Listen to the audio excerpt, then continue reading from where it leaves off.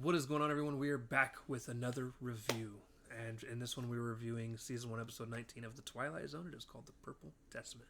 Before we continue any further, please remember to check the link in the description below. If you click that and hop on over to the Patreon, if you are currently on YouTube, you will see, or you will find, everything that I release here on YouTube. If you're on YouTube, I release a full week earlier over on Patreon. That's all I really got to offer for Patreon. I don't have time to do extra content and things like that, so anything that's done, you'll find there a week earlier. So anyways, we are covering The Purple Testament, Season 1, Episode 19. It was directed by Richard L. Bear, written by Rod Serling. Looks like this is one of the few that actually have a music credit in it, done by Lucien Morawek. And the episode was released February 12th, 1960. So, to give you a quick rundown of what happens with this episode, the main guy is set during a war, whatever war it is, I don't know what war it is, and they come back from war, and you find out that a platoon comes back, and you find out that 4 people have died, and the leader of that platoon rambles off 4 names to let his boss know who the 4 people that passed away were. So then they meet up in the tent, and that guy's like, we've lost people before, but you seem extremely shook up. Is there something wrong?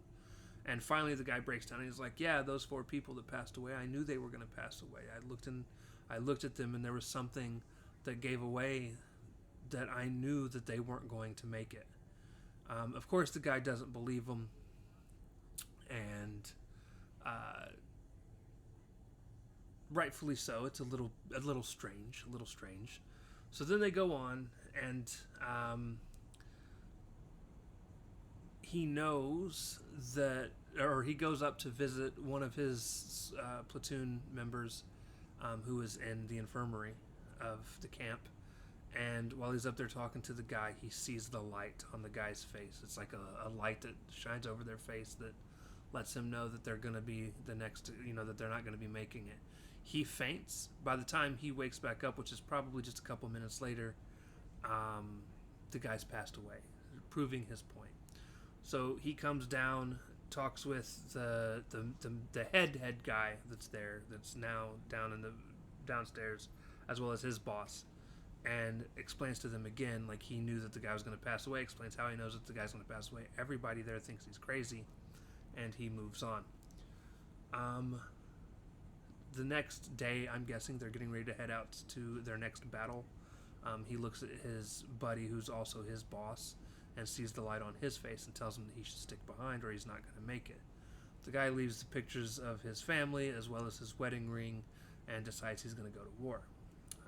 And since he didn't heed his instruction, he goes to war, and he's the only person killed that day on the bridge. And the main guy is really upset about it. One of the guys comes and tells him, they're like, hey, we're going to have you go to whatever, I don't remember what it was called, but it's like their off-base camp where he can relax and get some R&R. And as he's getting his things together, he looks in the mirror, he sees the light on his face, and he knows that he's next. The guy that's going to be taking him to wherever he's going is loading up the Jeep, and asks him if he wanted him to load his things up onto the Jeep. He said yes. He throws his things onto the Jeep. One of the guys comes up and says, hey, I need you guys to be super careful. Just up the road this way. I know you're going this way, but there are mines along the way, and we haven't had a chance to dig them all up yet, so please be careful. So at that point, the main guy looks over into the face of the guy that's driving and sees the light on his face and knows that it is time for both of them to go. The guy says it's going to be about a 4-hour drive. The main character's like, I don't think it's going to take that long. I have a theory here that he wanted to go because he was tired of, which he expressed a few times, he was tired of being able to tell who was going to pass away next. That is not a power I think most people would want. Him being one of those people. He then proceeds to move on to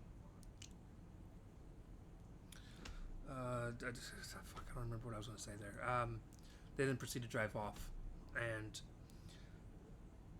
it transitions to a little bit later. You see the people within the camp. They hear a loud explosion.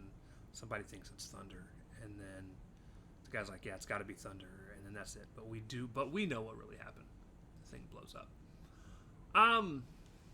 As far as the episode goes, it was hard for me to get into.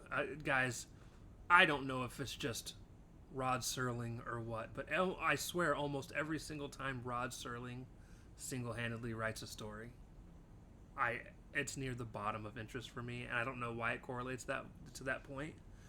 I